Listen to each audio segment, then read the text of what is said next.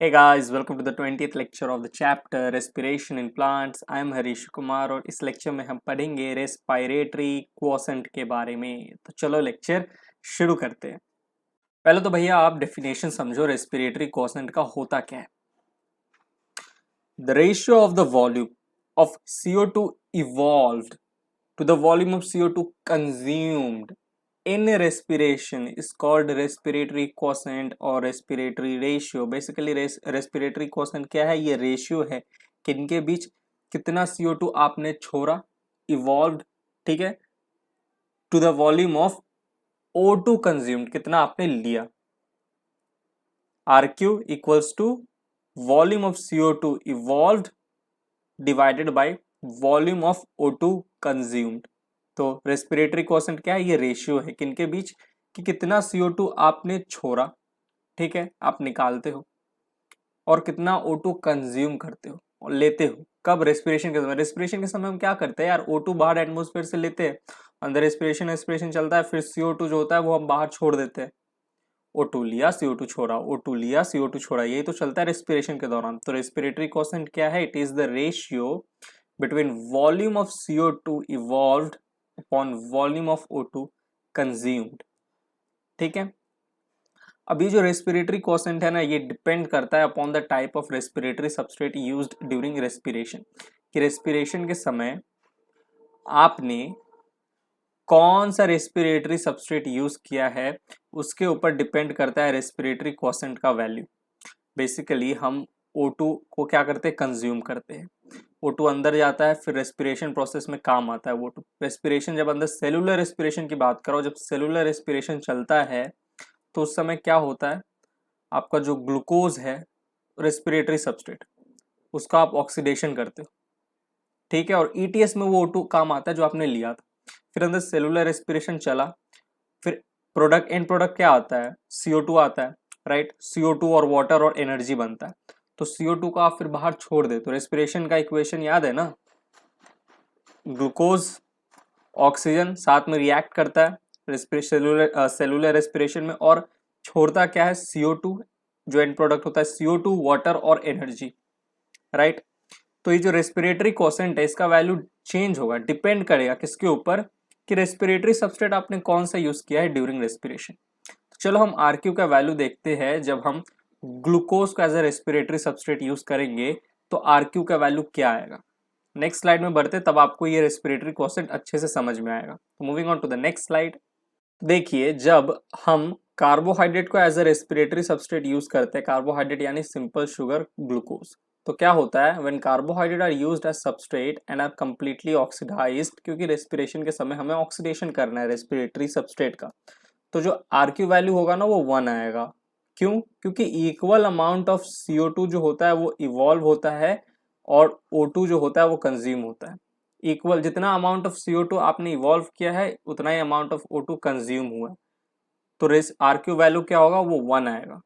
देखिए, because equal amount of CO2 and O2 are evolved and consumed respectively as shown in the equation below. Equation देखो, यहाँ पे glucose आपका respiratory substrate, इसका आपको क्या कराना है? ऑक्सीडेशन। तो आपको 6O2 लगेगा, 6 मॉलिक्यूल ऑफ O2, 6H2O का काम आता है। और आप छोड़ते क्या हो? एंड प्रोडक्ट क्या होता है? लेते तो आप ऑक्सीजन हो, ठीक है, कंज्यूम हुआ, इवॉल्व होता है CO2, कितना? 6 molecule of CO2 plus water और एनर्जी। इसमें से कुछ कम एनर्जी का तो आप ATP बना लेते हो, और ज्यादा एनर्जी तो हीट के फॉर्म में निकल जाता है, राइट। तो अब RQ देखो, RQ क्या था? Volume of CO2 evolve upon volume of O2 consumed. तो वॉल्यूम ऑफ CO2 कितना इवॉल्व हुआ है? 6 CO2, राइट, 6 है वैल्यू, कितना? 6।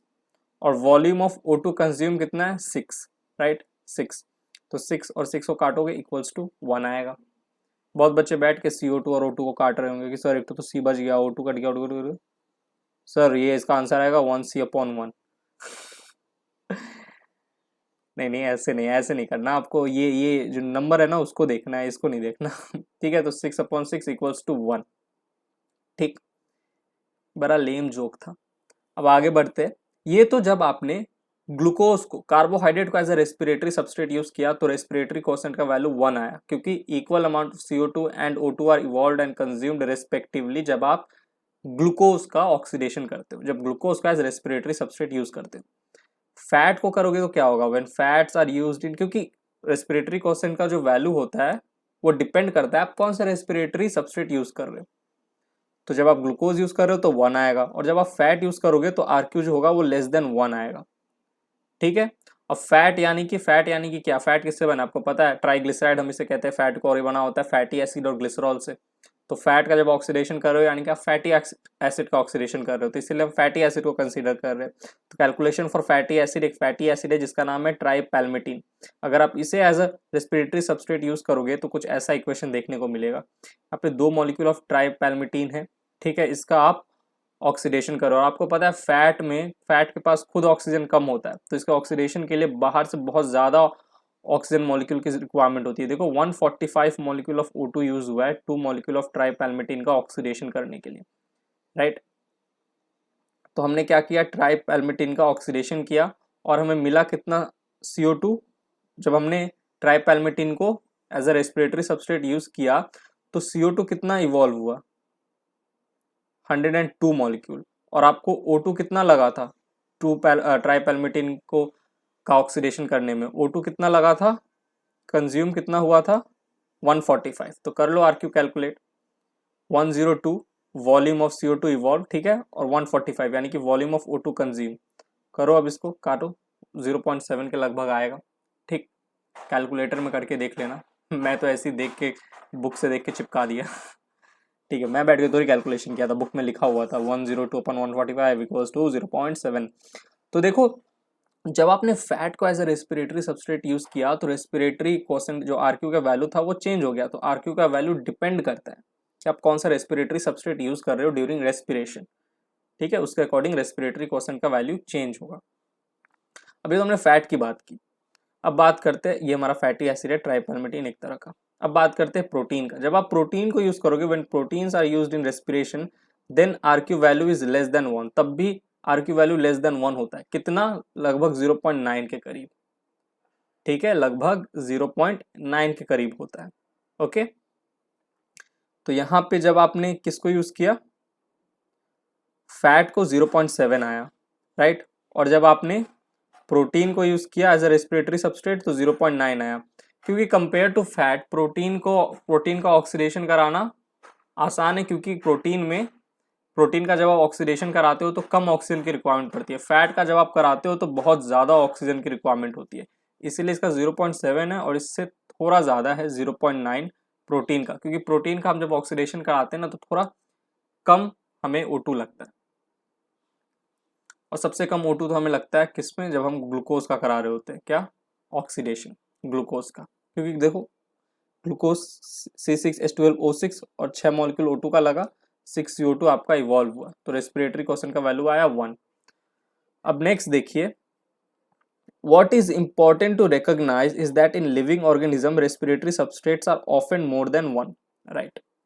हमें एक से ज्यादा रेस्पिरेटरी सबस्ट्रेट आपको देखने को मिलता है लिविंग ऑर्गेनिज्म में, कार्बोहाइड्रेट, फैट, प्रोटीन, तो एक से ज्यादा।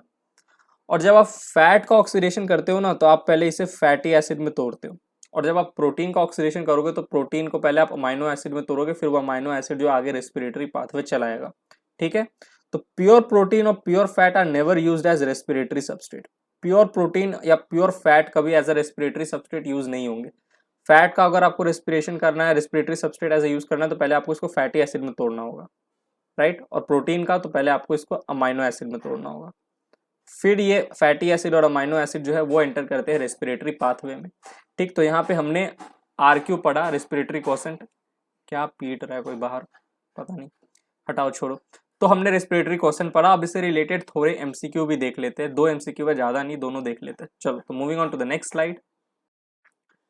पहला क्वेश्चन आपके स्क्रीन पर, the RQ for proteins is, अब ये बहुत ईजी है, एक 0.9 0.70 है, 0.9 अभी तो सर पढ़ाया। When proteins are used in respiration the RQ is less than 1, यानी कि 0.1, लगभग 0.9 के बराबर।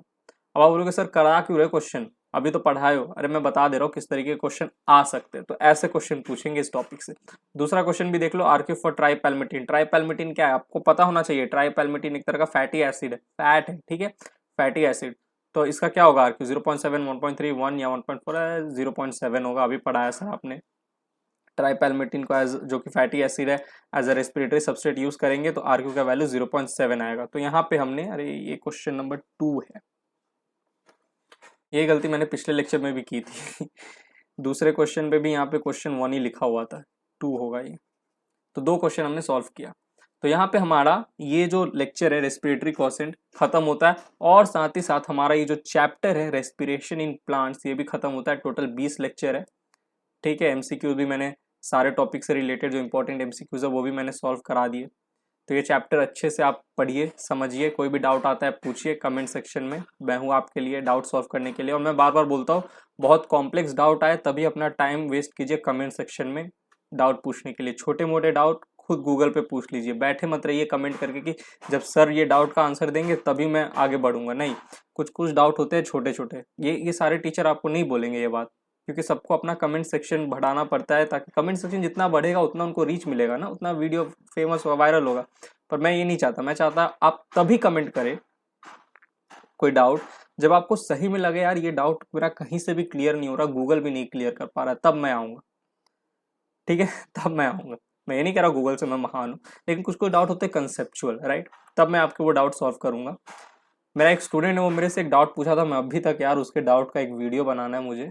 मैंने बोला था यार उसका डाउट ना बहुत अच्छा डाउट था, मेरे को याद नहीं उसका नाम क्या था, सुहेल साहिल ऐसे कुछ नाम था आई थिंक। और एक और लड़की भी उसी डाउट पे कमेंट की थी कि सर ये डाउट मेरे को भी नहीं समझ में आ रहा है, मुझे भी, पर उसका डाउट बहुत अच्छा था, राइट। तो उसके लिए मुझे एक अलग से वीडियो बनाना पड़ेगा। अब मैं आलसी होकर वीडियो बना ही नहीं रहा, बना दूंगा एक दिन टाइम निकाल के, नहीं तो बोलेगा सर कब से आपका डाउट का वीडियो का वेट कर रहे हैं। ठीक है, तो ये लेक्चर अच्छे से देखो, सारे ये जो चैप्टर इसको अच्छे से पढ़ो, कोई भी डाउट आता है अच्छा डाउट तो कमेंट सेक्शन में पूछो, ठीक है।